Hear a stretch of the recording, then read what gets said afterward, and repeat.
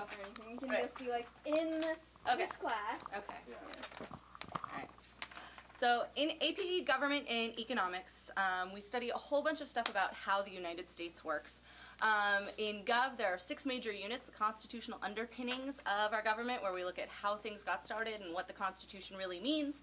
And then we move on to talking about civil rights and civil liberties and what you can do and can't do, and access to voting.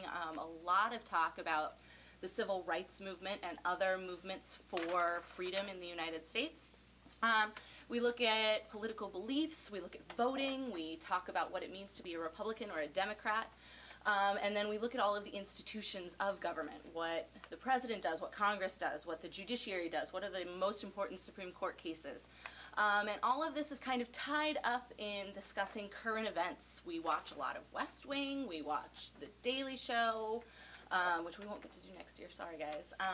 We discuss everything that's going on and the things that are important to you. It's a very lecture-based class, but not in the I drone on about stuff kind of way, more in the we talk about stuff kind of way.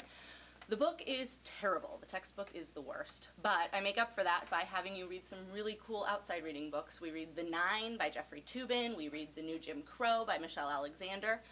And a couple of other ones that I'm spacing on right now. We also, throughout all of this, talk a lot about economics. The major basic concepts, supply and demand, we talk about taxes, interest rates, using credit cards, and then we look at how all of that interweaves with government and what's going on in the world. How do we deal with poverty, and how are things funded, and what is it like to be incredibly poor, and what kind of services are out there. We look at how race interacts with the drug war and the prison system. We look at how labor unions were formed and what they do now in the economy.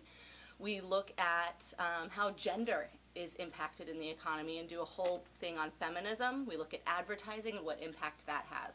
Overall, from what I've been told by my students this year, it's a little more work than AP US and a little less work than AP Lang.